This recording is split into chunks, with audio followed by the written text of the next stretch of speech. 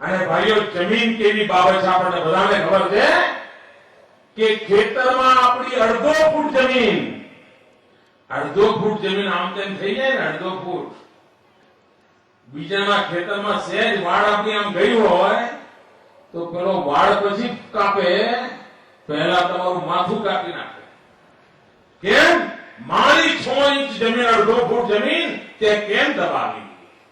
અડધો ફૂટ જમીન દબાવનારને મોતને ઘાટ માણસ ઉતારી દેતો હોય છે. આ જમીનનું મૂલ્ય આપણે જાણીએ છીએ. અરે જમીન માટે સગા ભાઈઓ બાપે મારે વેર થઈ જતા હોય છે. પેઢીઓ સુધી સામે ન જુએ જમીનના ઝઘડા માટે. એની સામે આ સરકાર સામે ચાલીને આપણે જમીનના પ્લોટ આપે. મિત્રો, ઘટના નાની નથી. અને આ જમીનના પ્લોટ પણ આજની જે કિંમત છે જમીનોની, આજે અમારા સરકારના મિત્રો બધા આંકડા અત્યારે કહે છે ને, એમાં જમીનની રકમમાં તો આંકડા ગણતા જ નથી. અબજો રૂપિયાની જમીન એને પ્લોટ તરીકે આ ગરીબોને આપવા માટેનું મારું અભિયાન છે. અને એક વાર ઘર મળે, જમીન મળે તો માણસને બચત કરવાનું મન થતું હોય છે. ઘર બની જાય એટલે થાય કેમ, તો આપણે પગલું છોડી લાવીએ, શેતરંજી લાવીએ, એકાદ બે ખુરશી લાવીએ, જરા રસોડું સરખું કરીએ, સારા કપડા કાઢી લાવીએ. અને આ બધું કરવું હોય ને તો બચત કરવાની ટેવ પડે. વધારે 2 કલાક મજૂરી કરવાની ઈચ્છા થાય, કારણ હવે જીવવાની ઈચ્છા જાગે છે. પછી છોકરાઓને ભણાવવાનું મન થાય, જીવન આપોઆપ બદલાવાનું શરૂઆત થતું હોય છે. અને મારી મથામણા છે કે એવી અવસ્થા ઉભી કરું કે જેને કારણે ગરીબને પોતાને જ એમ થાય કે હવે પહેલા જેવું ન કરાય, હવે જીવન બદલવું પડે, હવે પહેલા જેવી કુટેવો ન ચાલે, હવે સુટેવો લાવવી પડે. હવે કઈ કુટુંબના છોકરાઓને આપણે ભલે ગરીબીમાં જીવ્યા, પણ મારે મારા છોકરાઓને વારસામાં ગરીબી નથી આપવી. અહીંયા કોઈ મા બાપ એવા નહીં હોય કે જે વારસામાં પોતાના સંતાનોને ગરીબી આપીને જવા માંગતા હોય. અહીં આવેલું પ્રત્યેક મા, પ્રત્યેક બાપ પોતાના છોકરાને કઈક સારું આપીને જવા માંગે છે. અને આપણા દેશમાં તો મા બાપના મનમાં એક ભાવ હોય છે કે પોતે ન વાપરીએ, ન ખાઈએ, ન લે કરીએ, પણ જો છોકરા માટે મૂકીને જઈશું તો ઈશ્વરના ઘરે પહોંચીશું. અને એટલા માટે કરકસર કરીને સંતાનો માટે મૂકીને જવાની ઈચ્છા હોય. મારા ગરીબ પરિવારના વાળા ભાઈઓ બહેનો, હું આજે આપને પ્રાર્થના કરવા આવ્યો છું કે આપ નક્કી કરો, આપણે કોઈ કારણસર ગરીબીમાં રહેવું પડ્યું હશે, આપણા નસીબમાં એવું બધું આવ્યું હશે જેના કારણે ગરીબીની બહાર નીકળી નહીં શક્યા હો, પણ હવે હું અને તમે સાથે મળીને એવી રીતે કરવા માંડીએ કે જેના કારણે આપણા સંતાનોને ગરીબી આપીને જવાનો તમને પ્રસંગ ઉભો ન થાય. ઈશ્વરના દરબારમાં જઈને નીચું ન જોવું પડે કે અમે તો છોકરાઓને ગરીબી આપીને આવ્યા છીએ. માતાઓ, બહેનો, ભાઈઓ, બહેનો, આપણે નક્કી કરીએ, આપણે ભલે જેવું જીવવું પડ્યું જીવ્યા, પણ આપણા પછીની પેઢીને ગરીબીમાં સફળતા રાખવા નથી, આપણે એની જિંદગી બદલવી છે. ભાઈઓ બહેનો, આપ કલ્પના કરો તો કોઈ કામ કેટલું બધું મહેનત કરવી પડતી હોય છે, વિચાર કર્યો છે? હું એક નાનું ઉદાહરણ આપું આપને. ગરીબી સામેની લડાઈ લડવા માટે આપણે જે મહેનત આદરી છે, આ દસકામાં આખો દસકો મહેનત કરી છે. એક જ ચીજ, ખાલી વખત નાનકડો વિચારો, શિક્ષણ. કેવી રીતે આપણે મહેનત કરી તમને સમજાવું. પહેલા આપણે નીકળી પડ્યા, ધોમ કરતા તાપમાં આખી સરકાર ગામડે ગામડે જઈને કહ્યું, ભાઈ ચલો શાળાએ, ચલો શાળાએ. ગરીબોને સમજાયા, મા બાપને સમજાવ્યા, બાળકો નિશાળા આવતા કર્યા.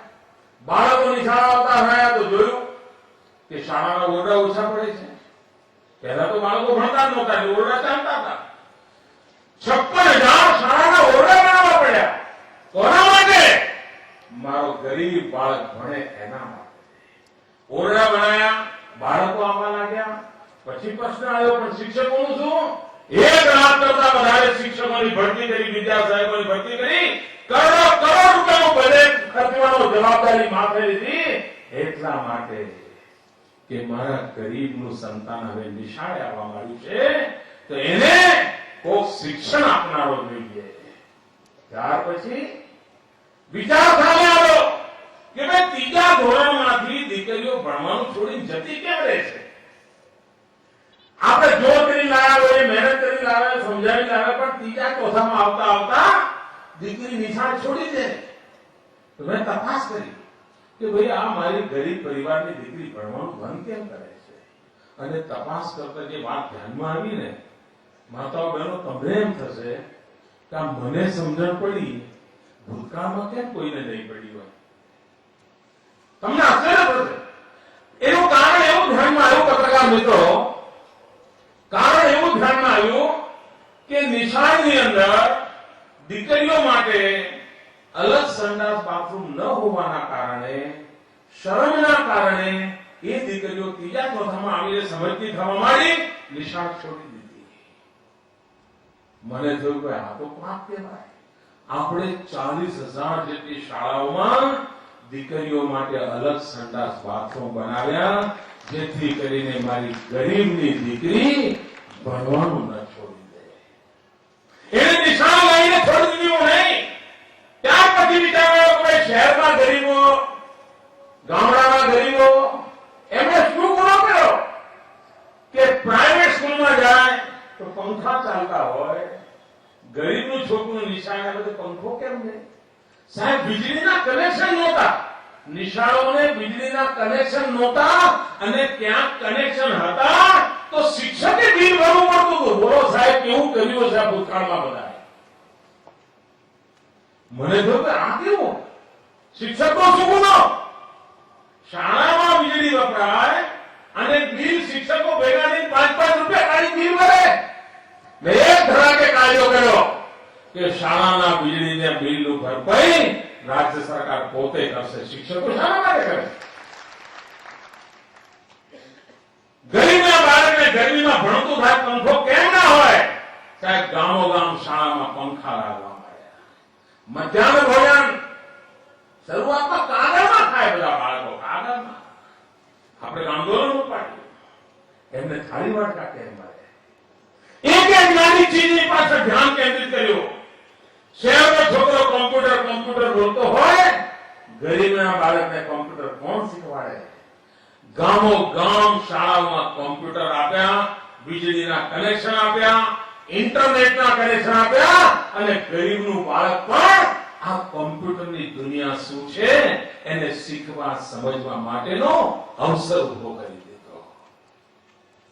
આ બાળક ભણે, સાથે સાથે મજબૂત પણ હોય તો આંગણવાડીમાં બાલ ભોગ યોજના ચાલુ કરી, મધ્યાહન ભોજનની અંદર વધારે રકમ ફાળવીને સુધારો કરવાનું અભિયાન ચલાવ્યું, દીકરીઓને પોષણ માટે અલગ વિટામિનની ટીકડીઓ આપી.